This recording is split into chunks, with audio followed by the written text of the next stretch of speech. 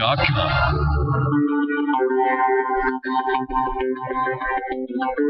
Welcome back to this already the final segment of The Price of Business. Delighted to be with you here tonight talking to you about your business, and delighted to have my good friend on, Julie Kripe. She's with OmniBank, and I like to talk about business in the front lines. Her company is certainly on the front lines, partnering with businessmen and women all over the state and trying to really make a difference in this economy for themselves, for their families, for their stockholders. And I tell you, it's a huge challenge, becoming an even greater challenge thanks to the shenanigans of government. Julie, good to see you.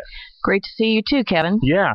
We were talking before the before the segment, about the fact that kind of a bizarre thing takes place. Congress goes out there and they make laws, and what the laws are, they're not really specific policies that come down on the businesses, but they give independent agencies that are filled with unelected individuals the power to make those laws. And that's exactly what happened with the Dodd-Frank bill. That's correct. And right now, as we've said on this program before, there are over 200 laws or regulations, more likely, that need to be created from the Dodd-Frank bill, and those are in the process of being made. And I think consumers and businessmen and women can relate to the fact that one of those, the Durbin Amendment, having to do with the price that banks could charge on interchange, which is basically a fee if my customer uses their ATM card at another bank. Right. And it's the fee that's paid to the processor or to that bank for them taking care of the procedure. And if you really step back and think about what a miraculous thing that is, that you can really take your card to any bank and stick it in there and get money out, if you have some in your account, that is. Yeah. There should be a fee for that, but this is the first time, I think, in hundreds of years, we've seen the government the Federal Reserve actually trying to set a fee or price a product or service in what we believe should be a capitalistic society. Yeah. Or some of us do, we used anyway. to believe that. Yeah, exactly. I wonder about those. And there's another name, Durbin, from Illinois. It's like, really? I mean, and it's interesting to me. What I found very interesting is that Barney Frank, who was one of the names of that Dodd-Frank bill, he retired, as retiring. And meanwhile, he was looking at, there was ethic charges in the process of being brought towards him, which makes me think those are pretty potent charges, or he would be staying because he loves what he does. He loves what power he has. And then Christopher Dodd is already retired, and he too is looking at potential ethic charges. And you sit there and you're like, these are the architects of this bill designed to help consumers, and it's scandalous. It's so interesting because in some cases it's going to be form over substance. Yeah. The CFPB, Consumer Financial Protection Bureau, which we have other names that can't be said on the radio. Sounds very Orwellian, doesn't it? Yes. They virtually have no oversight. Yeah. And bankers have fought that, trying to get that the various regulatory agencies would have a seat on a panel that would give them some oversight. And they are busy writing all kinds of regulations, and they basically can do whatever they want they think is in the best interest of the consumer, because we all know that government knows better than we do of what we need and what we want. And so it's possible, I was talking to my chief operations guy this morning, that every bank in the country will have to have everybody come in and re-sign their contract. And the contract will be one universal contract used throughout the country. Every one of your clients might have to do that. Yeah. That's unbelievable. So far, they've made about 20, but they're probably expecting hundreds of new regulations by the time they're done. That's over 200. Yeah. The bill itself is 2,400 pages. Yeah. I wonder who read that. I don't know. 20 have already gotten on the books. Kind of give us a feel for some of those. Some of those, like I said, are the amounts that can be charged with interchange fees.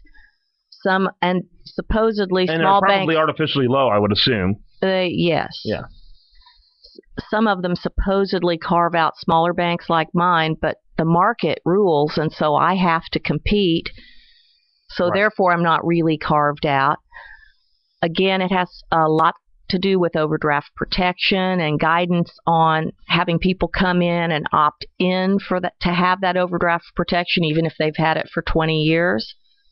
That they can opt in and out daily if they want to. Which is, think about the number of people it takes to create that. And I just left a banking meeting last week where 1,000 of us in the room said we now are hiring. All we're hiring are people to take care of regulations, nobody to create new business for us. So really, it's a business model that doesn't work. It's if you have more people in the back room checking boxes and reading the regs to be sure everyone complies. One of the newest ones coming up, an old Reg Q, as we've said in here, they go by the alphabet, and then they start over with AA. That prohibited banks from paying interest on business checking accounts. They could have a money market account where they only had 3 transactions, but they couldn't have it on their daily operating account. Now that's going away, so that's going to be another increased cost for everyone to now start paying interest on a checking account that can be used all the time. Talking to Julie Kripe. She is with OmniBank, and really one of those banks that are out there, one of those banks that are community banks. You know, they had this thing that kind of a protest type movement. Take your money out of the big banks, put them into, regional banks like yours. Did you benefit from that? Did you actually see some action from that? Yes, we've actually been seeing that for almost a year, because I think it was Arianna Huffington that started that. Something good from Arianna Huffington. I know, really. Yeah. But I don't know what poked her button, but she decided that about a year ago. And all community banks are benefiting some from that. Yeah, well, I think, I can see why I would support that, because community banks have not nearly been at the government trough, and they've always been much more interested in the actual business owner, and the ability to make decisions is much more profound in a community bank than in these large cookie cutter banks, I think. I think the most important thing is we loan out deposits. Right. I mean, literally. That's how we make money. We take your deposit, and since we're paying you interest, we have to loan it out at some spread. And that is something that the consumer can see in their neighborhood. You can see the building that we financed. You can see the house for your neighbor. Yep. All right. Julie Kripe is her name, and she's with OmniBank. And you actually have offices not only in Houston, but other parts of the state. Where else? Austin and San Antonio, and God bless Texas. There you go. Absolutely. He has, and I hope he continues to do so, because we certainly can use it. Interesting times. I love bringing you in because you provide so much insight. And by the way, if you go to usdailyreview.com, put in her name, Julie Kripe, Cripe, you'll find some interviews on there, as well as content about her and OmniBank. Thanks for being with us, as always. Thank you. All right. And I hope you have a great rest of your evening right here on this station.